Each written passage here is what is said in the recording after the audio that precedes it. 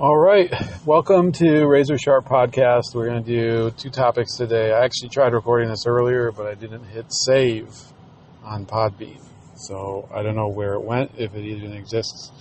But I want to remind you that besides YouTube, I am available on Odyssey, BitChute, and Rumble for your video pleasure, on Podbean for audio, and also on Getter, Minds, as well as Gab for social media. If you want to reach me, I have a Telegram channel if you want to join me, and you can comment directly, and you can subscribe to my newsletter always. So, a couple of topics today, very different from each other, but I have a long drive to do. At least just to get home.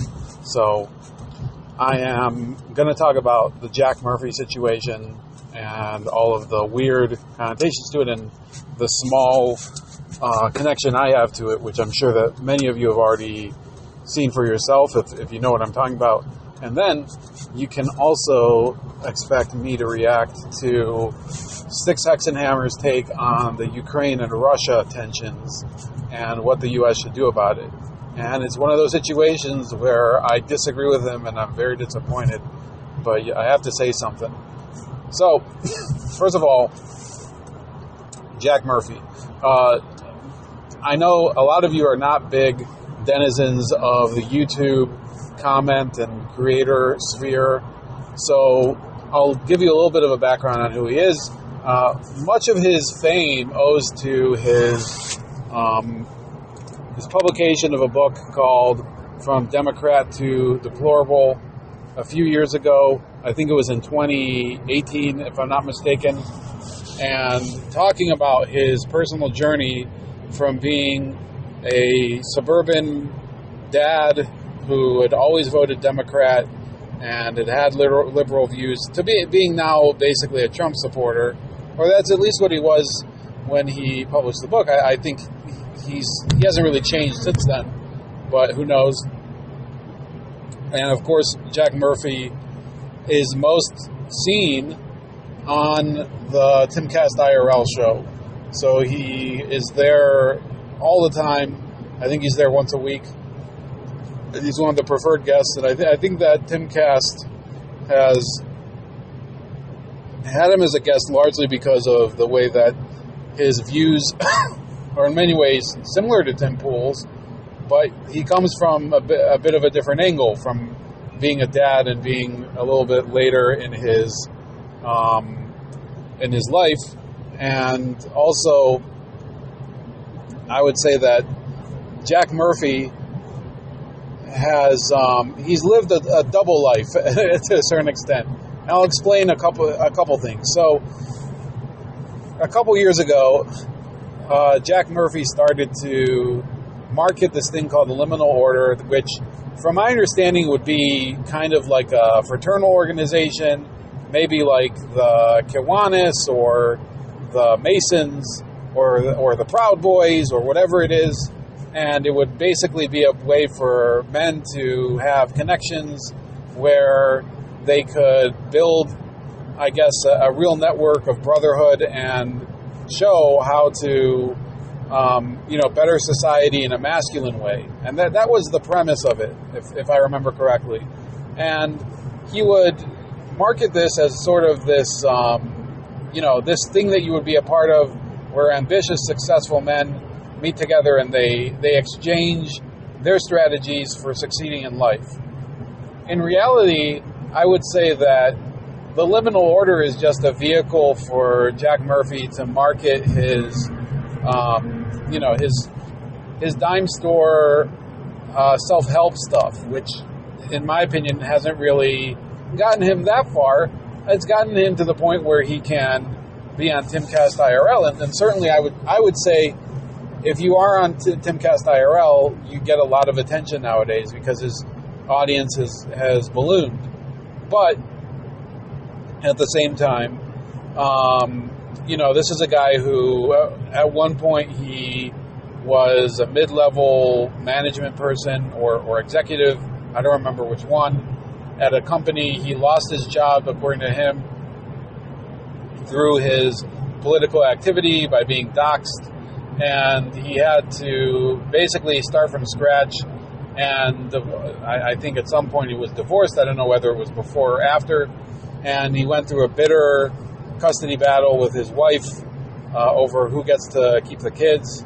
And I think that his other double life is going to complicate his goal of having custody of his kids now, because it was revealed by way of the Sydney Watson podcast, which is another podcast, that Jack Murphy apparently is engaged in some sort of amateur porn career, and he used to be, at least, and people were spamming Sydney Watson's super chats during their session together and trying to ask him about it, and he reacted in a very insecure way and told her to go F herself, and Elijah Schaefer, I guess, had to save the situation because he's there.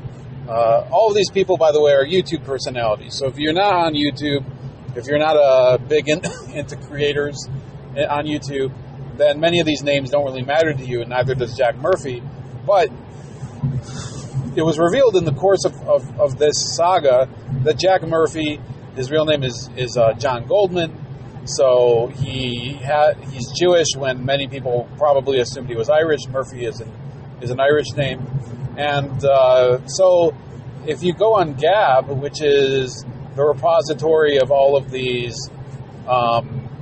these white nationalists and other people who have blatantly anti-Jewish views, that's what they focus on. They focus on the fact that Jack Murphy is actually Jewish and that he's, that's the real story here and whatever.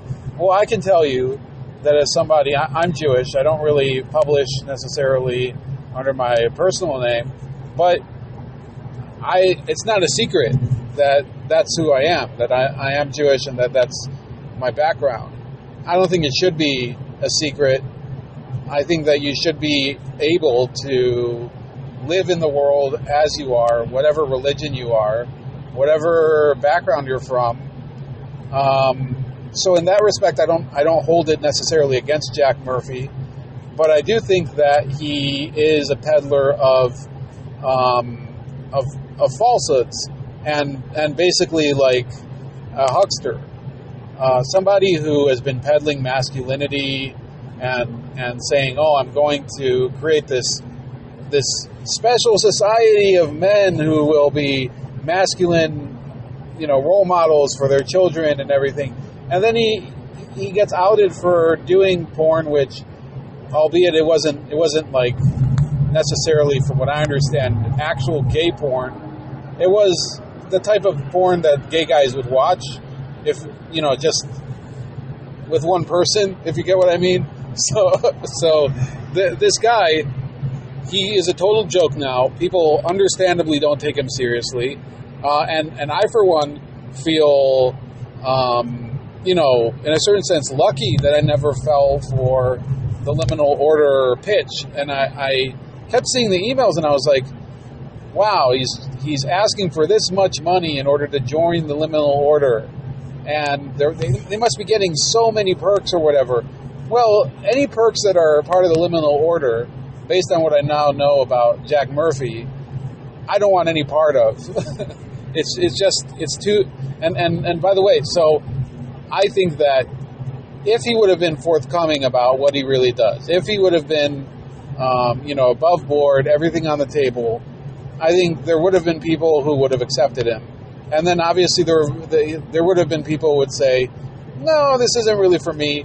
But because he sort of did this and behaved as if people weren't going to discover what he was actually doing, and at the same time did the liminal order garbage, it does seem like he's a complete fraud. And the other issue that I think really is a problem and leads me to think that Tim Pool needs to seriously consider how much he's associating with Jack Murphy. And this isn't a cancel culture issue. It is a cancel culture issue in the sense that Jack Murphy is now engaging in cancel culture by trying to get Jeremy Hamblin banned. And Jeremy Hamblin is yet another personality who you might not know about. He has a more pop culture and entertainment channel called The Quartering.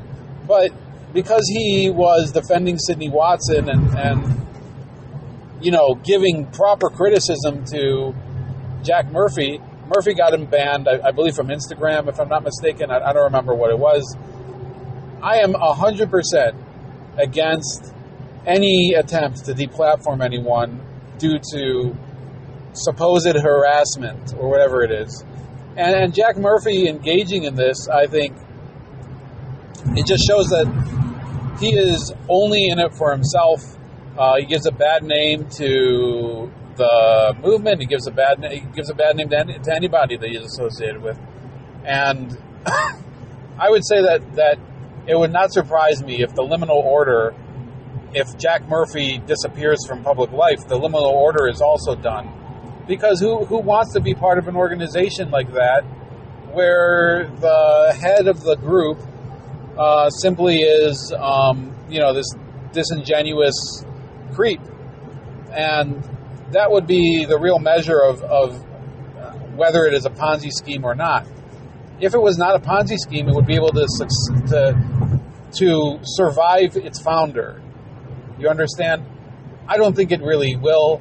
I think that it was just a bunch of marketing to begin with, and I am sorry for the people who were taken in by Jack Murphy, but he really is, I think, kind of a disgrace at this point. And I would never do something like that. I don't sell memberships to so-called secret fraternities where men meet up to be masculine or whatever.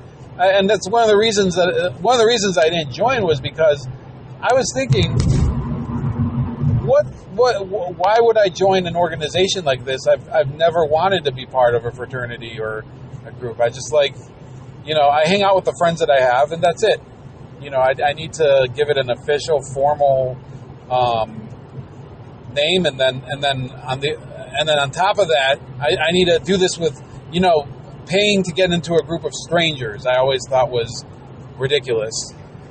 So, and if you want to see something funny about that, we were watching The Simpsons yesterday, me and my family, and there's an old episode about it. We didn't watch it yesterday, but it's about Homer joining the Stonecutters, and it's one of the funniest episodes I've ever, in the show's history. Back when they used to have original plot lines and everything.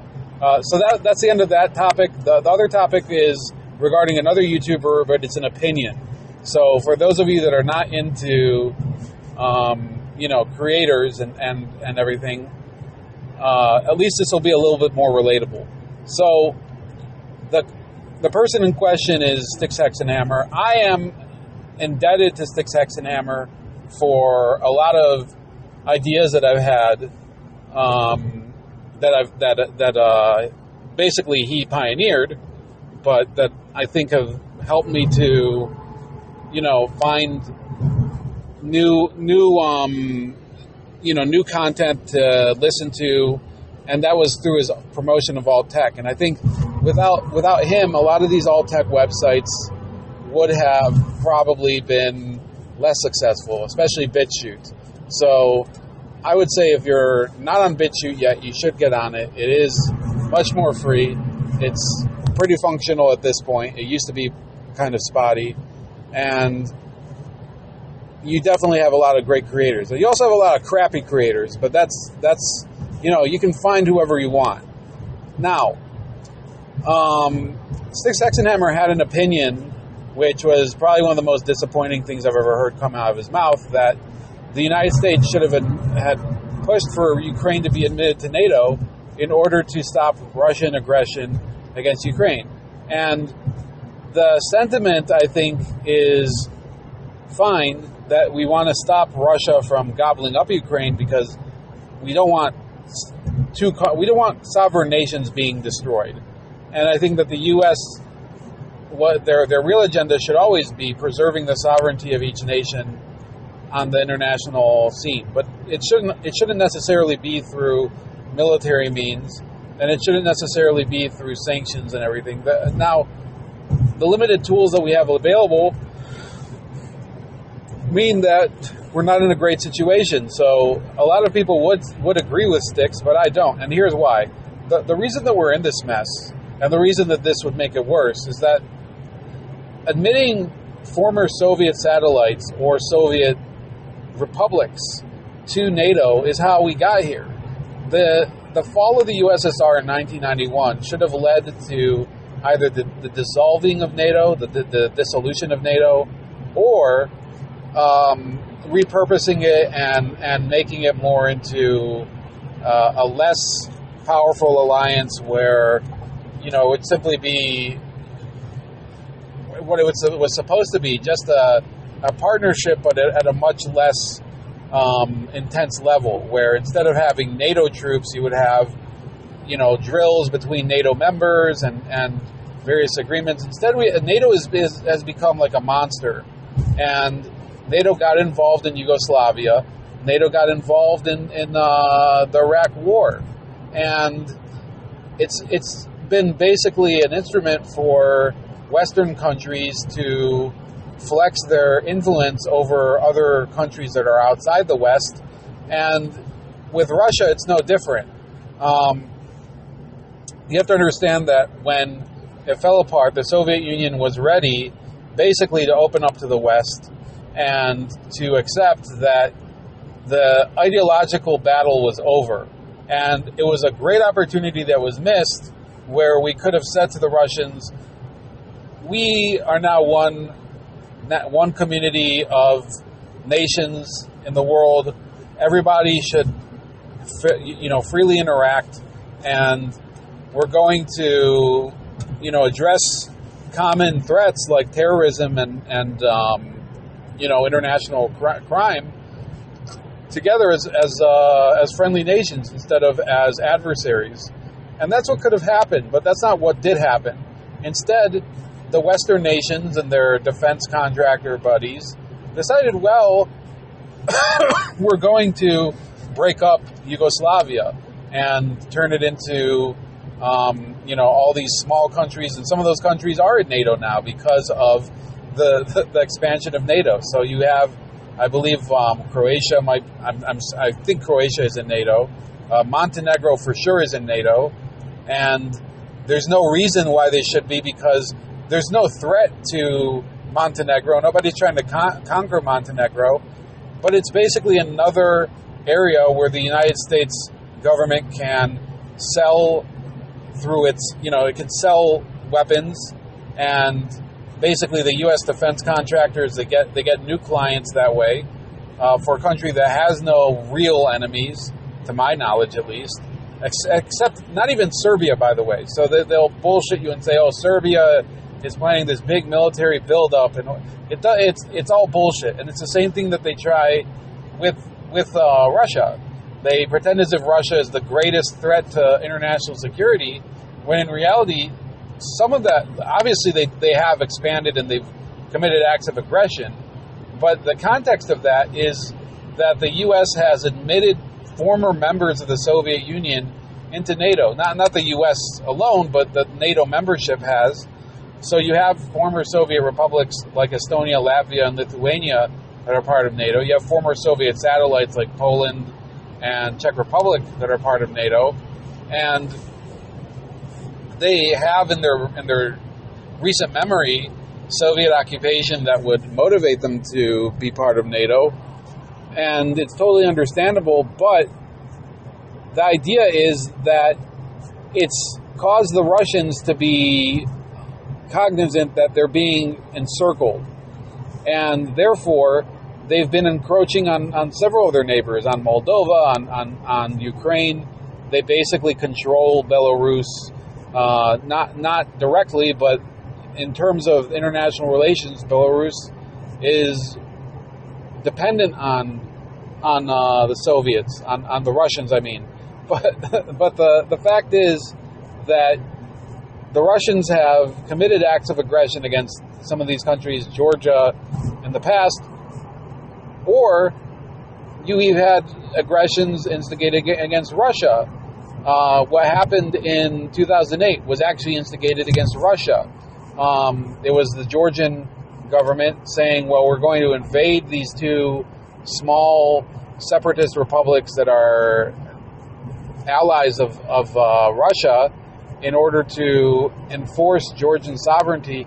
So on a legal level, I would say that there is a lot of ambiguity, because those parts of Georgia, Abkhazia and South Ossetia, yes, legally they should be part of Georgia. But in practice, the West and all of Georgia's allies benefited in no way from supporting Georgia in that war, because the Russians, of course, defeated them. There was no chance. So the Georgians were a failure on that note. They failed to stop the separatists. The same thing happened to Ukraine over the past 10 years. They lost Crimea. They have lost the two separatist areas of Donetsk and Lugansk. And you see that this isn't leading anywhere. It's only leading to America, dick-wagging about how, we're going to save Ukraine and Ukraine will never be abandoned. And then what do? They do abandon Ukraine. So they get Ukraine into, they hype them up that they're going to support them in this war effort, and then they abandon them. And I actually wrote an article last month in American Greatness about this. You can read it. I will try to post this in the description, but we can see from what's been happening that the U.S., they like to talk a big game about how they want to stop Russia, but they don't want to actually do it. And they can't do it. So Sticks Hexenhammer says we should follow through and let Ukraine into NATO so that the Russians will not invade. That would be, I think, one of the greatest mistakes.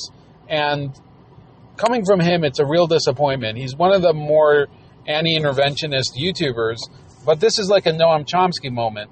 We do not need the United States deeply involved in Ukraine in the way we are. If anything, and this is a missed opportunity from the Trump era, not necessarily to I don't know whether it's him to blame. It may be all on him, but rather than impose more sanctions on Russia under Trump, rather than send lethal aid to Ukraine under Trump, and rather than station American forces, I think in Latvia, which he did, the U.S. should have been saying, well, we want to mediate here and try to make it so that there is no tension between these neighbors, and say that we're going to end this new Cold War and make it so that Russia and the West are able to trade peaceably, and we'll do whatever we can in order to smoothen the issues between these two blocs as much as we can. The blocs being Russia and the other Soviet republics that don't like Russia anymore. So instead of doing that, Trump doubled down on what Obama was doing, which was the sanctions. He went even harder than him.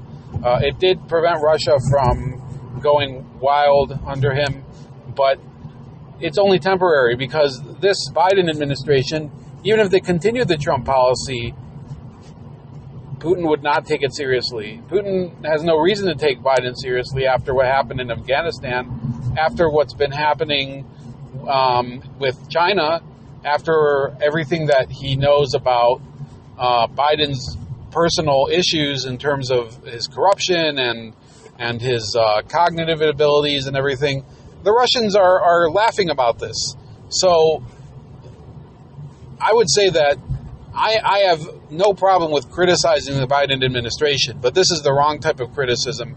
They do not need to do what Sticks Hexenhammer is telling them to do in terms of giving NATO membership to Ukraine. It's absolutely the wrong medicine, and we have to stand against it. And I hope that he comes to his senses one day, Sticks, and says, no, we actually don't need to be confronting Russia at every turn. We need to figure out how to, cooperate with them on the things that are common interest, with respect to Islamic terrorism, which is actually a threat to Russia, rather than get into every single conflict where Russia is involved, whether it's in Syria, whether it's in the Caucasus, whether it's in Central Asia, and whether it's Ukraine. So that's about it for today. Please like, share, and subscribe. Also subscribe to me, again, on BitChute, Rumble, and Odyssey for videos. You can find me on Gab, Getter, and Minds for social media, and you can subscribe to my newsletter. You can also see my Telegram channel in the links below. And what's the last thing? Oh yeah, throw me some money on Subscribestar, and have a great day.